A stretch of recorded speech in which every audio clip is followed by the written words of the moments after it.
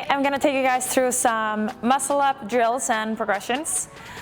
The muscle up is a pretty complex movement. You can break it down into a lot of pieces.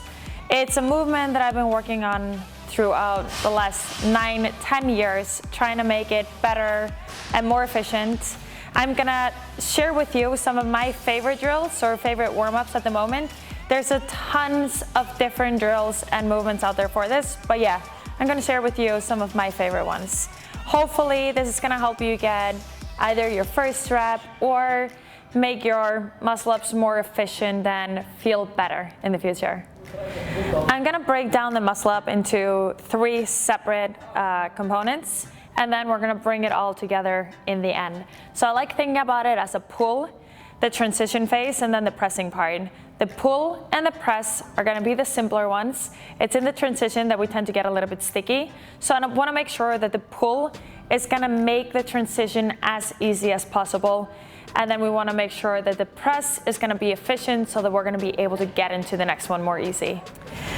We're gonna start by going down on the floor. I like opening up the shoulders as well before going into the movement, because most of us are gonna catch, especially if it's the first rep, we're gonna catch it pretty low in the dip, and when we get fatigued we're going to start catching lower and lower. So I like doing the tabletop stretch. I'm going to put my hands underneath my shoulders, then I'm going to lift up my hips, hold in, and take it down again. I like doing this for about 15 to 20 seconds. First with my palms straight forward, then I'm going to turn my palms to the side and do the same thing up here. Might want to go a little bit front and back. Do it for about 15 to 20 seconds. Then I'm gonna go into the internal rotation. So I'm gonna lie down on the floor, shoulder almost straight, or my elbow almost straight in line with my shoulder. I'm gonna press a little bit down on my hand. You can have something maybe underneath your head if it's an uncomfortable position. Holding, making sure that the back of the shoulder is gonna be on the ground. So we're not gonna cheat the movement and internally rotate, making sure that the back of the shoulder is on the ground, and then pressing down, holding for about 20-30 seconds. You could hold this for up to 2 minutes if your internal rotation is pretty bad, maybe even pressing into the hand and trying to pull it down a little bit, making sure there's never supposed to be any pain in that movement. Once you're done with that, we're gonna bring it to the boxes. I'm gonna grab onto the boxes, make sure there's something stable, it's not gonna be flying around. First progression here, I'm gonna be using my legs to help me. I'm gonna go into the dip. Here, we're trying to look straight forward so that we're opening up the shoulders, not plunging in. It's gonna be an open position. Elbows back, I'm gonna go down on my elbows. I can use my legs to help me in the transition. Getting up. Try to catch deeper and deeper just to get the stretch on the front of the shoulder. Do this 3 to 5 times. Then you can go into having the legs straight. Same movement. And in the end, you want to go all the way down, shoulders down, and up. Last one is going to be the hardest one. You want to lie down almost on your lats, getting the transition in. And then maybe doing this once or twice through. Now that we've loosened up the front of the shoulder and worked on the mobility a little bit, we're gonna move over to the rings. We're gonna work on the pulling part and work on the stability and transition on the low rings first. We're gonna start out with just normal ring rows, just to practice the pull a little bit. You can have your feet wherever you want to. Think about pulling the shoulder blades together and pulling up towards the chest. Doing 1, 5, 10 of those. This is not supposed to tire you out. It's just to warm up the movement a little bit. To make it easier, you just have your feet a little bit further underneath the rack and pull up, then the pull is gonna be a little bit easier. Then we're gonna get into the bottom position on the rings. In the bottom and in the catching position, you wanna think about keeping the rings nice and tight. That's where you're gonna be stable. So in the bottom position, I'm gonna keep the rings in, chest tall. I'm just gonna get into that bottom of the dip and then lift my legs from the ground, hold it here, 20 seconds, Then I'm gonna get to the top of the position, hold it here, 20 seconds, thinking about keeping the rings nice and close. Doing this maybe 1 to 3 rounds. I would say 2 to 3 rounds going through these. It doesn't have to be for a long time, it's just to feel the position and the stability on the rings. Once you're done with these, we're gonna bring in the resistance band. Before we throw the resistance band on there, I'm just gonna go through the pull back on the rings. We're gonna sit down. You can have the rings maybe a little bit higher if you want to. Here we're gonna have the feet on the ground, and then I'm gonna push my hips up and pull the rings back at the same time. So I'm gonna pull the rings back and hips up, staying tight through the movement. Arms are pretty straight.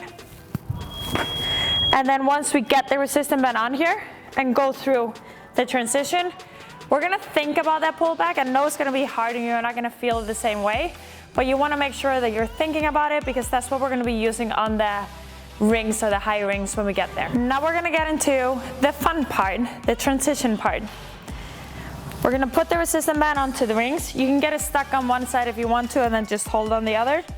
I like just holding on both sides, but make sure that it's nice and tight in your palm so it's not gonna fly underneath you. Hold around the rings. Find a resistance that works for you. This one is a little tight for me, or gives a little bit too much help.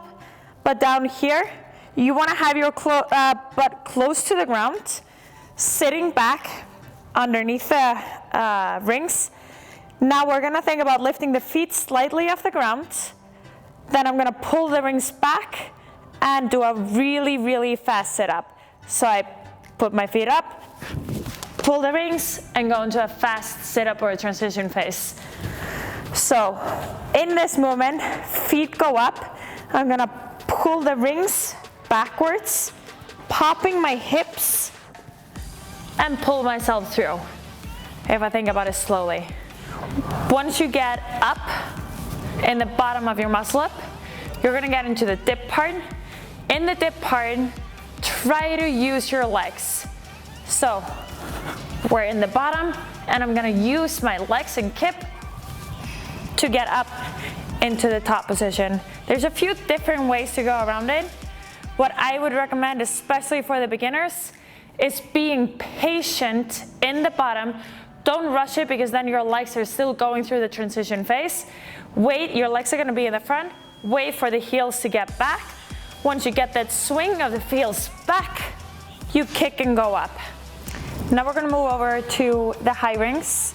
We're gonna start up by just doing the swing, thinking about a lot of the same pointers as we've been going through, keeping the body tight, thinking about that pull back in the back of the swing, and keeping the toes nice and low. I usually try to jump up to the rings from right behind them or right underneath them, so they're not gonna be swinging as much when I get up there. Grabbing the rings. Now I'm gonna think about the movement from my shoulders, and then the legs are gonna follow. Nice and tight throughout the kip, adding in the pull back, thinking about the hollow, and then popping the hips in the end. Now we're gonna go through the full movement. We're gonna jump up, do however many swings you feel like you wanna do before you attempt your muscle up. Think about keeping the feet tight. We're gonna go into that hollow position, pop the hips in that pull back, and then we're gonna do the same transition as we did on the low rings earlier, getting to a nice and tight catch on the top. Jump up to the rings from underneath them. Here, I'm gonna wait for my feet before I do the kip to the top. From here, I like to lower myself down a little bit into a push back, into the next one. Obviously, it's a big jump just going straight from the low rings to the high rings, daring to do and go through the full muscle up. You can start out by having a spotter, someone that just gives you a little bit of a push on the top of your back that helps you get through. Still, if you get someone to do that, make sure that you're just keeping those rings really nice and tight so you're gonna be stable when you get to that bottom of the dip. Another thing that you can do depending on the setup that you have, you can do it with a resistant band hanging from the ceiling, going in with your arms, so it's gonna be going around your shoulders, and then you can attempt and you have that little bit of a pull when you get up onto the rings.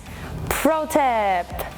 All right, this is something that I've been working on for a very long time, so I've had to figure out a lot of different ways to make this movement as efficient and easy for me as possible.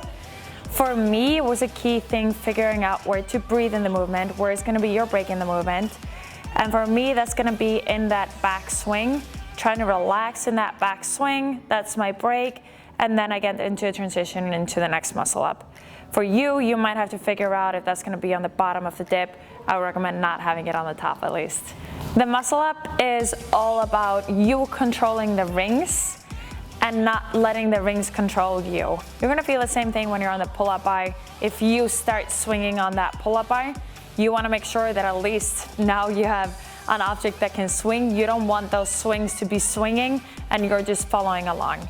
So a way to control the rings, especially when you have the longer straps, you have to focus on that pull back on the rings. That has been like a game changer for me on my muscle ups, is pulling them back before I go into that transition. The longer the straps, the more patient I need to be and trust in the pullback. On the way down, having that little bit of a pushback from the bottom of the dip is gonna help you get straight into that next swing, trying to keep those straps as straight as possible. Another thing that I feel like has helped me so much is trying to keep my feet low. I actually had someone holding just a foam roller or a hand in front of me so that my feet weren't allowed to travel too high. It's gonna make that transition a little bit easier because your legs are not gonna be in your way. Focusing on waiting for the legs before you do the ring dip. I have to say, once you're on top of those rings, don't have the ring dip be the limiting factor. That just sucks. You're already done with the hard work. So if you have a really big set or a lot of muscle ups that you have to do, be a little bit more patient in the bottom, wait for those feet to come around and get that kip into the dip so that you're not gonna tire out your triceps too much. There's a lot of people that complain about their grip once you have the muscle up, that the grip is a limiting factor. Me being one of them for a very long time. I urge you to figure out if it's actually your grip strength or what it is. For me, it was just me clenching on way too hard onto those rings. It's like when you do pull-ups or hanging on from the bar, you don't want to be just squeezing as hard as you can. You want to be nice and relaxed. It could be that. It could be that your rhythm is off. It could be that you're too tense throughout the movement. I say try to figure out what it is that you need to work on before you think about just working on that grip strength, because I'm pretty sure that most of us can hang on to the rings for longer than 30 seconds or a minute.